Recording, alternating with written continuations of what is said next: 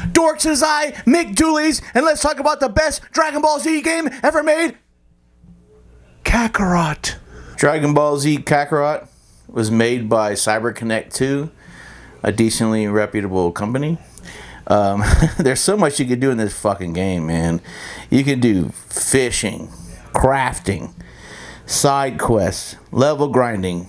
Although I don't recommend you do any level grinding because side missions and level grinding is retarded. Like, you get barely any points. Like, you get to a point where you can just fly by somebody that's lower level and, like, you know, go in fast speed and run into them and just end the battle. If you don't do that, just go past them. There'll be enemies in the game that are lit up red. Those are the ones that are going to give you the points. There's just so much better ways, bro, to level up. As the story goes along, the characters in the story are training. So each time you go to a new chapter, they're going to level up automatically. I'm not saying don't grind. If you're having any trouble, grind a little bit. I'm old school, so I did do some grinding with just the regular ass enemies. And I probably boosted up everybody up 2 levels. But I mean, I'm drinking beers and like, I don't want to do the story right now, bro. So I'm just fighting random enemies. And fighting the random enemies isn't so bad because the world is beautiful. So there's that. Cooking is a very important part of the game. Goku's wife, Chi-Chi, she's going to make like I can't remember what the fuck they call them, like hot meals or what the hell ever. But go to Goku's house and get her to make some of those. Permanent stat boosts, bro. You could go to a campfire and cook some stuff and they have permanent stat boosts as well. Like, you cook up some fish, you cook up some dino meat. There's dinosaurs that you can fly over and shoot with ki blasts. Don't try to fight them on foot, but you can fly over and hit them with some ki blasts. It's pretty easy.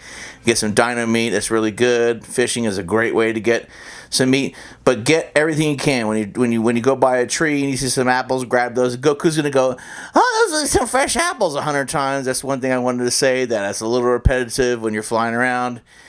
There's some shit like that in the game that's a little bit annoying, but still the best Dragon Ball Z game. You have communities, and these communities, if you want to build a community, you got to get some emblems, which is basically just a character for the community, and make sure what boosts come with each community depending on what you need. The adult community is going to get you money if you need money, and so on and so forth. DBZ community is going to make a fight better, and so on and so forth. You'll figure it out as you go. I'm not going to spoil it much more than this. Within those communities, you can give gifts, and these gifts are going to make the community stronger by making each character that you give a gift to stronger. And you know, the appearance of the character changes as the game goes on in the community board. That's pretty sweet. The skill tree is pretty cool. You know, it's like any old skill tree. You get one thing and then you can get the next. You're going to need orbs. So when you're flying through the beautiful world, pick up some orbs. There are some rainbow orbs that you need to be wary of because they're harder to find. So find you a good way to farm those. Other than that, make sure you go to the training. There's a couple places. There's a few places you could train outside in the world, but Bulma's base, what the fuck ever they call that goddamn place. I'm sorry, I don't give a shit what it's called. But go to Bulma and there's this fucking bitch in there that's gonna fucking have a training room and do that to get you some moves that just stick on your goddamn skill tree. Okay, you fucking lazy motherfucker. In this game, Goku drives a fucking car. Yes, that's right. You can drive around in a fucking car. Is it useful? No, you can fly much faster than you can drive this goddamn car. But there are car races, and they're cool. And I don't know, it's just cool to drive around and run into shit. It's an RPG, an action RPG, as you can see. That rhymes. And it's semi-open world. It's not fully open world. There's areas you can go to. But, man, it's fucking nice, and the areas are big, and it's beautiful. It's also an arena fighter, so when you get into a fight with an enemy that you see on the map, you know, like you would in the Pokemon Arceus, or whatever the fuck that's called, or, you know, there's games like that, like Chrono Trigger. So you see them in the world, you can avoid them, which a lot of times if they're lower level enemies, you should probably avoid them. But, you know, once you get to the battle, it's like an arena fighter, and it's a very simple combat system, but you trust me, you cannot just spam the hit button it's square on PlayStation 5, which is what I played it on. But you should end your combo with a fucking triangle, because if you do, you'll get key points back. Key is what you use to do your blast. If you watch Dragon Ball Z, you know, Kamehamehas and whatnot, and you're gonna need that shit. You can also charge your power with a triangle button on PlayStation 5 or PlayStation whatever 4. But that takes time, and the enemy could attack you. So when you're doing your combo, just hit fucking triangle, bro. There are cool transformations, like obviously Super Saiyan 1, 2, 3, and it's fucking sweet. There's also like a supercharged mode that you get, and if you can do that, it's fucking awesome, because you'll get to do a super finish, and I don't really want to tell you what it is, but it's freaking cool. I've seen people say that the side quests are really boring, but I think they're just fine. They're not great, but they're not bad. I think they're mediocre, and it's a downer because there are some good side quests. Like Yamcha had a good one, but most of them are just fucking fetch this, fetch that. But if you don't do the side quests, first off, as soon as they appear, they're gonna disappear depending on what chapter you're on, so do them right away. I mean, you don't want to make this game any harder, because like the Doria and some bosses are fucking hard.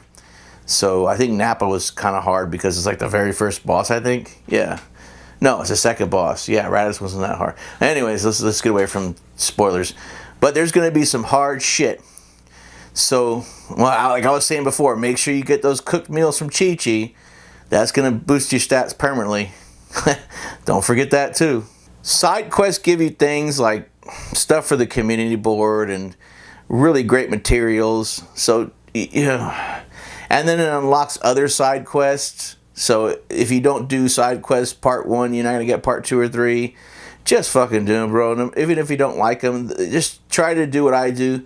Have you a drink and enjoy the beautiful world that they've created. It's fucking awesome flying around.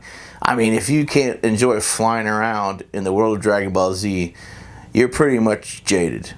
It's the best Dragon Ball Z game you're ever going to play. So if you like Dragon Ball Z, you kind of got to play it.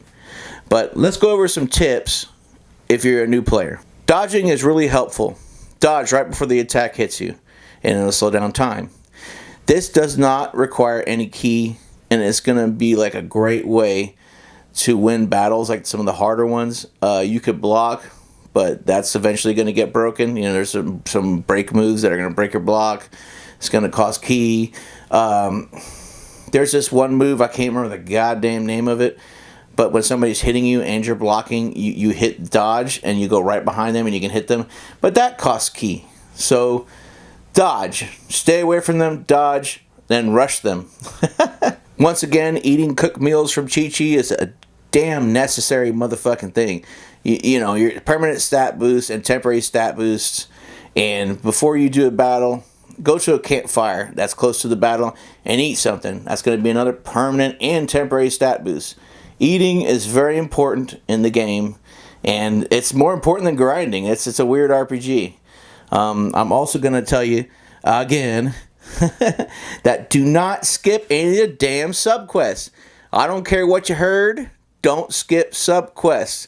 And go visit Bulma. Train, goddammit. It's Dragon Ball Z, for fuck's sake. You gotta train and you gotta eat. Goku loves him some goddamn food. When you're out in the world and you see one of those little side characters, and you know I'm talking about, like the fucking turtle, or who the fuck ever, fucking Yamcha, I don't know. You see one of them in public, talk to them. They'll give you a healing item. And healing items are very important because some of these boss battles are really hard.